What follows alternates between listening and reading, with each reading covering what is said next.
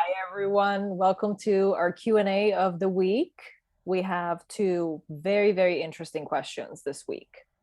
So the first one is, I had a traumatic experience over a year ago, but why do I sometimes feel like it just happened?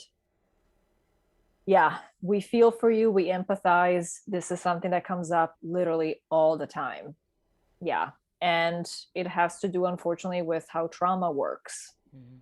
So I'm going to share some ideas. And then, Stephanie, I definitely want to know what you think about this.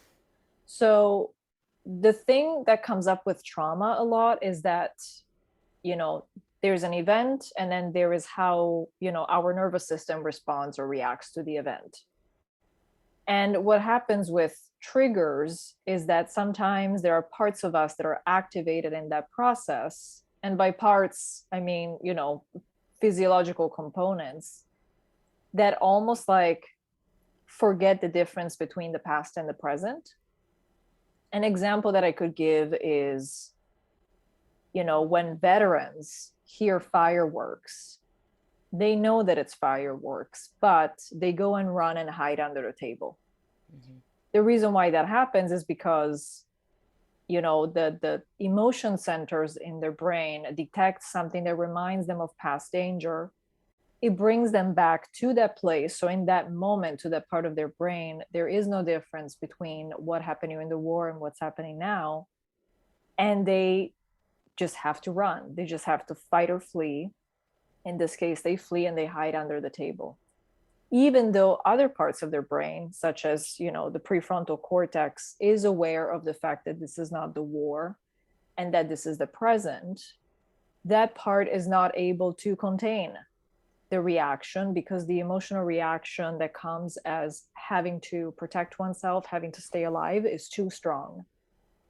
And so there's a disconnect between, the emotional reaction and the knowing that this is not what happened, and this is different. So sometimes that can happen with a lot of different triggers. If you had a type of interpersonal traumatic experience, or maybe you were in a hurricane or anything that your nervous system responded to as trauma, when there's a trigger, and sometimes we don't even know what our triggers are going to be, um, all the emotion centers, that are reminded of that react generally very strongly. And you can feel as if there's no time has passed between that moment when the traumatic event happened and now.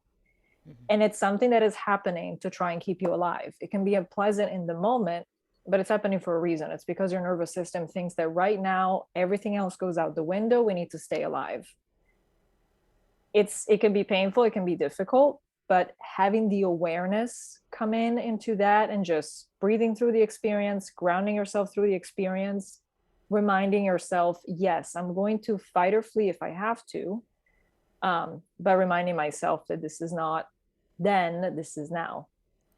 Sometimes it can help to complete an action for your body. Like if you need to move because you have a sense that you need to run away, move. If you need to fight, maybe clench your fists under the table. Do something that will satisfy your nervous system in that way. Of course, not actually fight, like direct your punch at someone, but something that will satisfy your body and be okay, I am satisfying this action, but also reminding myself and bringing myself back to the present. And a lot of it, just have compassion in that you just don't know where the triggers could come from. You could walk on the street and pass somebody who's wearing the same cologne as the person who was involved in your trauma. Mhm. Immediately you could be reactivated and you could feel as if the trauma is happening in that moment. Mhm. Find a space to just ground yourself. Sit, breathe, you know, take your time to ground yourself back, and you will come back. But definitely be compassionate and gentle with yourself. So this is some stuff that I'm thinking about. What do you think, Stephanie? Yeah, I think it's really helpful that you explained, and I think this person who asked the question really wanted the explanation of what's happening. Why does it feel like this just happened recently? And so understanding the neurobiology of it is really important. So I think that's actually the first step. Like if you can understand this is what my body's doing. So my body is reacting in this certain way, or my mind is reacting in this certain way, whatever. I feel like it's like ever present. Um, Knowing now, as you explained it, that this is what the body learned to do to protect you. Okay, so knowing that, then taking it to the next step, like you said, grounding in, so I would say like a mindfulness or presence is the next really important. So that's then how to kind of move through or out. And also, like you said, I mean, I'm just reiterating here, but somatically, like finishing the cycle. So somatically moving how you need to move. I mean, a really good thing that I recommend to clients all the time, and I use it for myself all the time, is getting on your bed and just like flailing about, punching with your arms, punching, like kicking with your legs, kind of like you would imagine a kid tantruming. And it wouldn't have to be angry, although a lot of it's great to do with anger, but allowing your body to just kind of flail and shake and kind of complete all that stuff that's being held in there is a really good, just regular practice to do. Obviously, if you're in a store and you get triggered, you're not going to drop to the ground and do that. But like using it as a regular kind of practice at home. Or imagining that scenario while you're in your bed, and so you can flail around and let your body complete this. But I think really, Lisa, what you've said is like, okay, first understand what's happening, so then you can contextualize it. So you don't then start spinning into what's wrong with me. I'm never going to be, there's something really wrong with me. No, this is your body protecting you. Okay, I understand that now. Now move on to the next step, which is going to be get out any of this extra energy or angst or anxiety or whatever it is that I need to get out. And then grounding in the moment. I'm okay right now, maybe using some like havening techniques, arms, legs, forehead, grounding yourself in your body, I'm safe right now in this moment. Right, that other moment was triggered, but I'm in this moment now. I'm safe. Bring yourself into mindful awareness. I think it's a process, and I think it takes practice. But I think with these kind of steps, then you can get there. And then the trauma won't feel as present as it does for this person right now. Yeah. Yeah, absolutely. Thank you, Stephanie. I think that, yeah, the mindfulness, using different parts of the body as grounding, that is just so, so important. Mm-hmm. Yeah. Sometimes we also tell clients, like, if you have an object that makes you feel safe and grounded that you like, you want to put in your pocket, you want Absolutely. to keep it in your car. Some Right. people have car trauma too. For example, it's very difficult to drive. If you were ever in an accident, having a grounding object in the car can Right. be very helpful. Mm-hmm. Yeah. Just a lot of different things. Yeah. Yeah. I Yeah. mean, grounding can even be as simple as feeling your feet on the ground, like Yeah. really being aware, bringing all your awareness into your feet, feeling the ground come up to meet your feet, like really, that can be enough sometimes. Totally. Totally. Absolutely. Thank you for Yeah. that. Yeah. It's funny. We call it grounding for a reason. Right. Exactly. And it doesn't have to be complicated. The whole point of it is whatever's the simplest way to get there is going to be the best way to get there for you. Yeah. Yeah, absolutely. Yeah. Yeah. And our second question is, I was at a social function and I got anxiety because I started thinking everybody here is better than me. Yeah. Because I have been doing the work with you, I could recognize that as a cognitive distortion, but I Yes. still couldn't shake it. Right. Do you have any advice? Yeah. This is Okay. something that we do all the time. Okay. So this is interesting because this kind of speaks to the question we were just talking about, which I recognized it as a cognitive distortion. Great. You've taken the first step. You're aware that you're distorting this reality, you're exaggerating thoughts or whatever to serve your old narrative, which served you before to somehow make you play small, make you shut down, whatever it is, so you don't embarrass yourself. This is a typical narrative that lots of clients and people we know um, adopt when they have social anxiety is don't be seen, don't speak up because you're going to embarrass yourself. You will feel ashamed. You'll be ridiculed, you'll be judged, whatever it was. And we learned that sometime earlier in our lives, and then we've taken it with us. So the social anxiety that tells you all these people are better than me, yes, that's a cognitive distortion. Mm-hmm. And that serves your old narrative of, ooh, I don't want to embarrass myself in front of all these, whether you think they're smarter or better looking or whatever. I just need to kind of like fade and not be seen and not take up space. Okay, so great. So the question is, they recognized it as a cognitive distortion, but they still couldn't shake it. Is that what?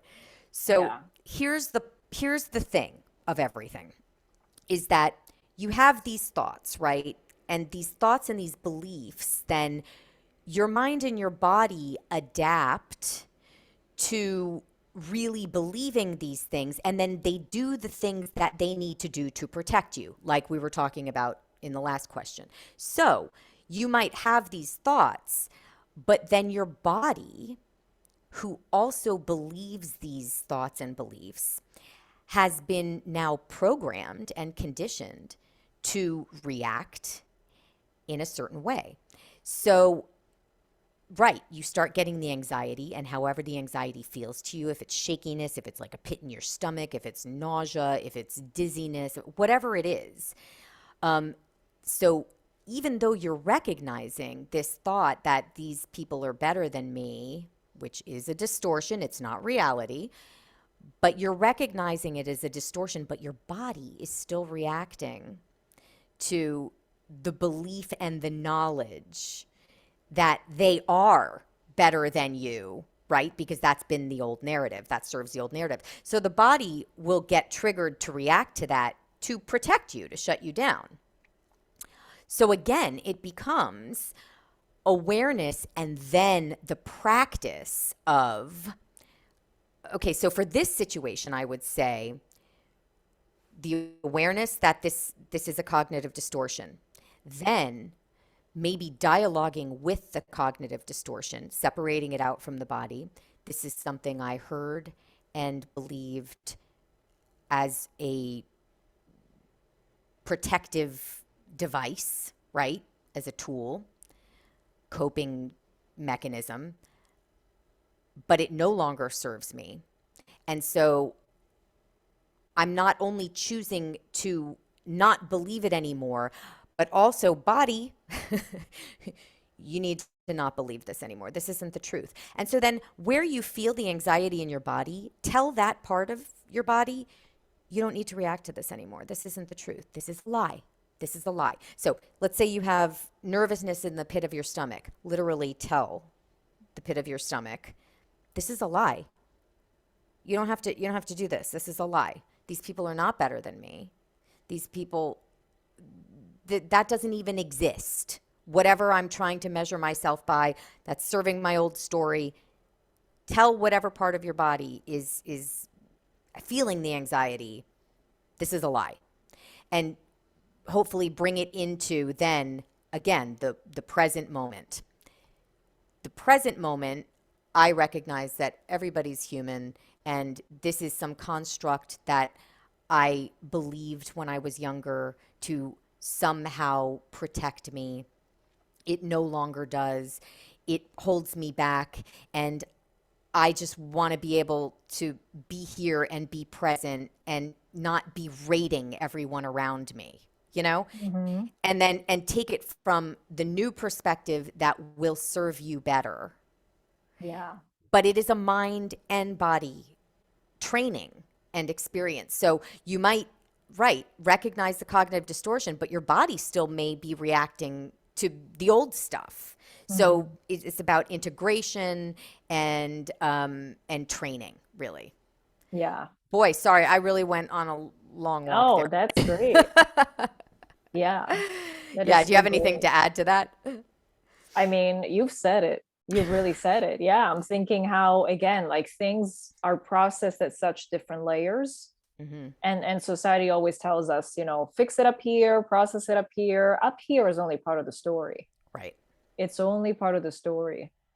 Right. It's really amazing. It Exactly. reminds me of, sorry, go ahead. No, no, no. Go ahead. Keep going. Like the studies on amnesia, with the patient who had like a 6 minute gap of memory, and then it would be reset every time, and they did like different trials, where in one of the trials they pinched the hand of the patient, and the next trial, even though he forgot everything, Hmm. he retracted the hand Uh-huh. when he went to Yes. shake the hand. So it's like, Yes. it's not just about what happens here, what happens everywhere else. The hand remembered that it Yes. was pinched, but if you had asked the guy, do you remember being pinched, the guy didn't even know his name. Right. So it's amazing. That's a perfect case in point. Yeah. Yeah, I mean, and I can't tell you how many times I'm working with a client, and I know this personally too. And Eliza, I know you do too from personal experience with it, but I can't tell you how many times talking to a client and we're talking about the awareness of the cognitive distortions, and we've been working on this for a long time, and it's like, okay, I recognize it, but my body still believes that I'm dumb and ugly. You know, I have changed this up here, but my body is still holding on to this belief because I still feel that as a Mm-hmm. belief deep down. Up here, right. I know I'm not dumb and ugly, Yeah. but in my body, it's still. So, yeah. Yeah. Yeah. Sorry about the sun here. It's okay. My Yeah, blinds are doing the same thing. Yeah. totally. So anyway, hopefully that helps. I mean, this is a really hard thing because we are conditioned in certain ways, and this really is a relearning. You have to break down everything and dismantle everything you've believed Yeah. about yourself and the world, and deconstruct it and then reconstruct it in a more productive, adaptive kind of way. And it's not easy. I mean, none of this is Yeah. easy. So just stick Yeah. with it. Yeah. It's practice, and it's really feeling every step of that change. Hmm. Right. Yeah. It's like Yep. we change it here, we feel that change, and that also retrains the body into the new belief. Right. I Yeah. think that, sometimes we talk about forgiveness and how we forgive up here, but something here hasn't Right. shifted. And then at some point, we really feel that the forgiveness has sunk into all of us. And that's when it really happens. It's such Right. an interesting process. Yeah. Yeah. I'm thinking of a session with a client recently where um, she was like, yeah, I know, like, I deserve to be loved. I know that here. I believe it here, but I don't believe it here. I believe I deserve to be loved, but then when I say that to right here, it rebels. Yeah, So, yeah. totally. Yeah. Totally. Yeah. But stay with it. Trust the process, as we always say. And yeah, you just have to do a little bit at a time. It's awareness, it's integration, it's practice, it's all these different things. Absolutely. Absolutely. Yeah. Thank you. And Yeah, thank you all. And thank you for your questions. good And questions. Yeah. yeah, we're here if you need us. And yeah, wonderful work. Thank you, everybody. See you next time.